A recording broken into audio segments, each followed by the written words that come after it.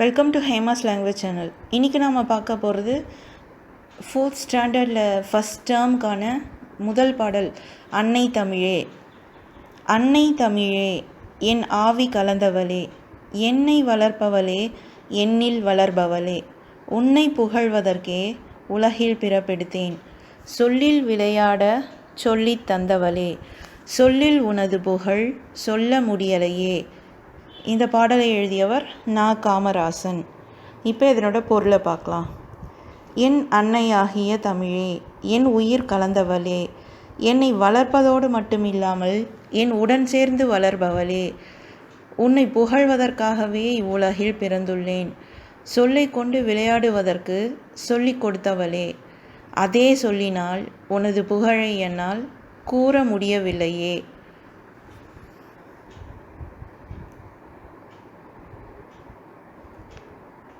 இப்போ நம்ம பார்க்க போகிறது சரியான சொல்லை தெரிவு செய்து எழுதுவோமா?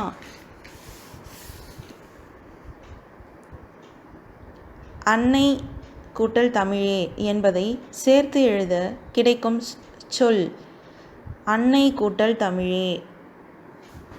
அன்னை தமிழே.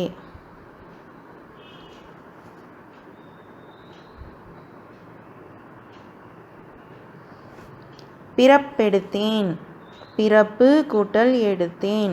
இது இப் கூட்டல் ஏ, பே. அடுத்து மறந்துன்னை, மறந்து கூட்டல் உன்னை. இது மறந்து கூட்டல் உன்னை. அடுத்து சிறப்படைந்தேன், சிறப்பு கூட்டல் அடைந்தேன். அடுத்து என்னில் என்ற சொல்லின் பொருள். எப்பயும் இதை கரெக்டாக புரிஞ்சுக்கணும். பொருளா இல்லை எதிர் சொல்லான்னு. பொருள் என்னில்னா எனக்குள்.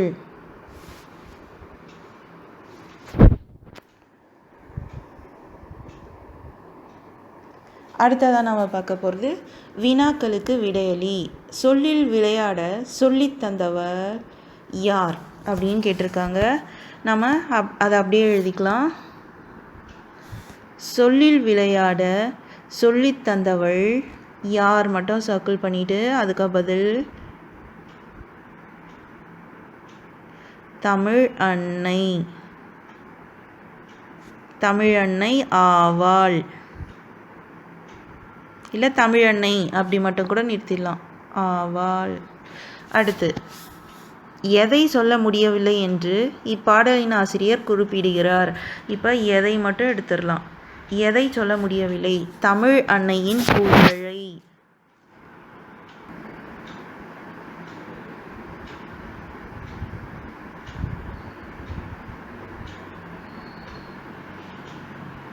தமிழ் அன்னையின் புகழை சொல்ல முடியவில்லை என்று இப்பாடலின் ஆசிரியர் குறிப்பிடுகிறார். அடுத்து இப்பாடலின் ஆசிரியர் அன்னை தமிழை எவ்விதம் புகழ்கிறார்? அப்போ இது ஒரு பிக் கொஷின் மாதிரி இருக்கும். இப்போ நாம் பார்க்கணுன்னா அது அந்த பாடலோட கருத்து இருக்குது இல்லைங்களா, அதில் இருக்கிற அப்படியே நம்ம எடுத்தோம்னா கரெக்டாக இருக்கும். ஏன்னாக்கா நம்ம 4th ஸ்டாண்டர்ட் அதில் எல்லா கொஷின்ஸும் ஆன்சர் பெருசாக தான் இருக்கும்.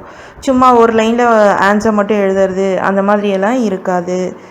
அதனால் நம்ம அதனோட மீனிங்கை ஃபுல்லாக படிச்சுட்டு ஒரு 4-5 முறை படித்தோம்னா நம்மளுக்கு புரிய ஆரம்பிச்சிடும்.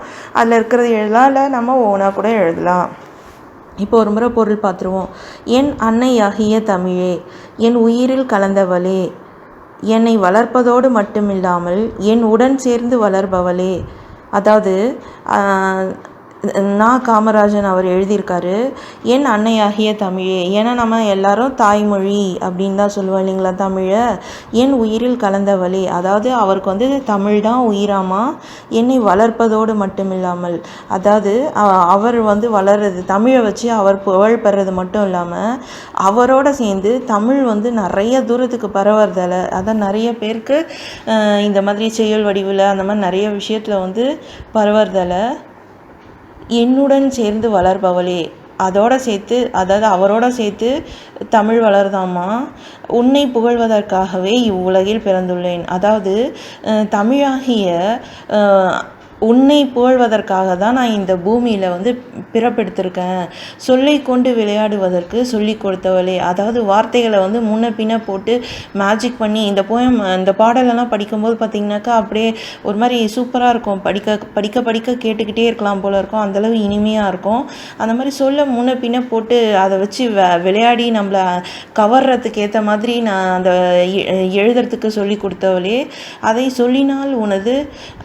சொல்லினால் உனது புகழை என்னால் கூற முடியவில்லையே. அதே மாதிரி அதே ஒரு சொல்ல வச்சு உன் புகழை பாடு அப்படின்னு சொன்னாக்கா என்னால் பாட முடியாது அப்படின்ற மாதிரி சொல்கிறாரு. ஏன்னா பாட முடியலையாம்மா அவரால். இதை ஃபுல்லாக படிச்சுட்டு நீங்கள் அதுக்கப்புறம் அதில் இருக்கிறத நீங்கள் புரிஞ்சதை எழுதலாம், இல்லை அதில் இருக்கிறத அப்படியே கூட எழுதலாம்.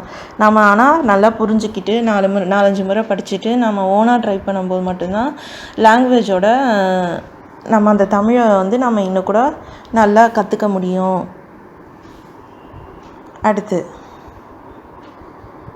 இப்பாடலில் இடம்பெற்றுள்ள ஒரே எழுத்தில் தொடங்கும் சொற்களை எடுத்து எழுதுக. ஒரே எழுத்தில் தொடங்கும் சொற்கள் அப்படின்னா நீங்கள் அந்த போயமில் நீங்கள் அந்த பாடலை பார்த்தீங்கன்னா தெரியும். எண்ணெய்க்கு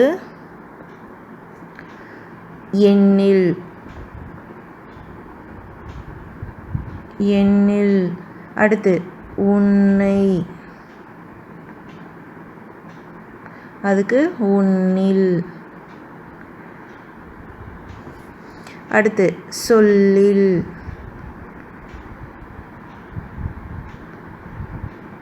அடுத்து சொல்ல. இதெல்லாம் ஒரே மாதிரி ஒரே எழுத்தில் தொடங்கும். அதாவது ஓ அந்த மாதிரி சோ அப்படின்ட்டு அந்த போயம்லேருந்து நம்ம எடுத்தது. வளர்பவளே. அடுத்து வளர்ப்பவளே. ஓகே. அடுத்து தமிழே. தந்தவளே.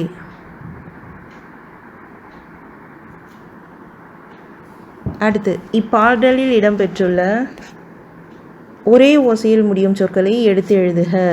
ஒரே ஓசையில் முடியும் சொற்கள்னால் ரைமிங் வேர்டு. அதாவது அதே மாதிரி எண்டிங் இருக்கும். இதே மாதிரி லே அப்படி இருக்கும். கலந்தவளே அதனோட ரைமிங் வேர்டு வந்து வளர்பவளே. அடுத்ததான் நாம் எடுக்கிறது அன்னை. அன்னையோட ரைமிங் வேர்டு எண்ணெய். அடுத்து எண்ணில். ஒரே மாதிரி முடிகிற சொற்கள் எண்ணில், சொல்லில், இல்லை உலகில் ஏதாவது எழுதிக்கலாம். இந்த மாதிரி ஒரே மாதிரி ஒத்த ஓசையில் முடியும் சொற்களை எழுதியாச்சு. அடுத்ததாக நம்மளுக்கு இருக்கிறது பாடலை நிறைவு செய்வோம். அதாவது ஒரு பாடல் கொடுத்துருக்காங்க, அது வந்து ஃபில்லப்ஸ் மாதிரி விட்டுட்ருக்காங்க. அதாவது கோடிட்ட இடங்களை நிரப்புக மாதிரி விட்டுட்ருக்காங்க. அந்த ஃபில்லப்ஸில் வந்து நாம் தான் வந்து ஓனாக நம்மளுக்கு தெரிஞ்ச மாதிரி வார்த்தைகளை போட்டு அந்த பாடலை வந்து நிறைவு செய்யணும். பட்டாம்பூச்சி பறந்து வா. இது நம்ம விருப்பங்க. நான் எனக்கு தெரிஞ்சதை நான் எழுதுகிறேன். நீங்கள் உங்களுக்கு தோன்றதை நீங்கள் எழுதலாம். க்ரியேட்டிவாக நம்ம யோசித்து என்ன வேணால் எழுதலாம். ரைமிங்காக இருக்கிற மாதிரி இருந்தால் போதும். பட்டாம்பூச்சி பறந்து வா, பறக்கும் பூவாய் திரிந்து வா, இல்லை பறந்து வா. வான்னு முடிஞ்சால் நல்லாயிருக்கும் கேட்க. பட்டு மேனி ஓவியம் பார்க்க நீயும் ஓடிவா.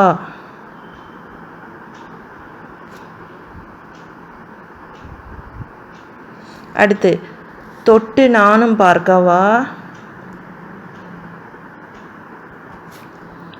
தோழனாக இருக்கவா. அதாவது இது நம்மளோட க்ரியேட்டிவ். நாம் எப்படி ஒன்றா பண்ணலாம். நீங்கள் இதே மாதிரி வேறு ஏதாவது தோணுச்சுனாக்கா நீங்கள் அழகாக ரைமிங் வேர்டு வான்னு முடிகிற மாதிரி போட்டு அழகாக ஃபில் பண்ணிக்கலாம். அடுத்ததாக நாம் பார்க்க போகிறது சொல் உருவாக்கலாமா. சொல் உருவாக்கலாமா? இங்கே இது வந்து ஒரு அண்டர் வாட்டர் வேர்ல்டு சொல்லுவோம் இல்லைங்களா, வெறும் மீன் தொட்டி வச்சுக்கலாமா?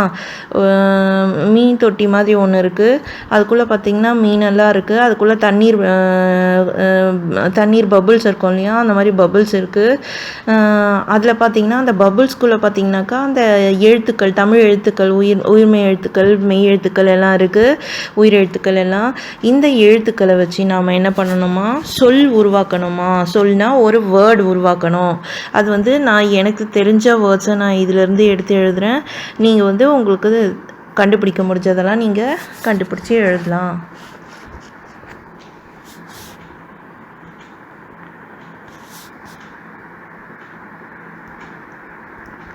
அன்னை, அன்னை தமிழை கூட எழுதலாம். நான் அன்னையோடு நிறுத்திடுறேன். அடுத்து தமிழ். அடுத்து குழந்தை, அதாவது குழந்தை. அடுத்து மொழி. இந்த மாதிரி இன்னும் நிறைய வார்த்தைகள் அதில் இருக்கும், கண்டுபிடிச்சி நம்ம ட்ரை பண்ணலாம். அடுத்து வண்ணம் தீட்டி மகிழ்வோம். அதாவது 1லேருந்து நம்பர்ஸ் இருக்கும், அதை நம்ம ஜாயின் பண்ணி முடிச்சிட்டதுக்கப்புறமா ஜாயின் த டாட்னு சொல்லுவோம் இல்லைங்களா, அந்த மாதிரி நம்பரெல்லாம் சேர்த்துட்டு பின்னாடி அதுக்கப்புறமா நம்மளுக்கு தோன்ற கலர் அதில் பண்ணலாம். இந்த வீடியோ உங்களுக்கு பிடிச்சிருந்துச்சுன்னா லைக் பண்ணுங்கள், ஷேர் பண்ணுங்கள், சப்ஸ்கிரைப் பண்ணுங்கள்.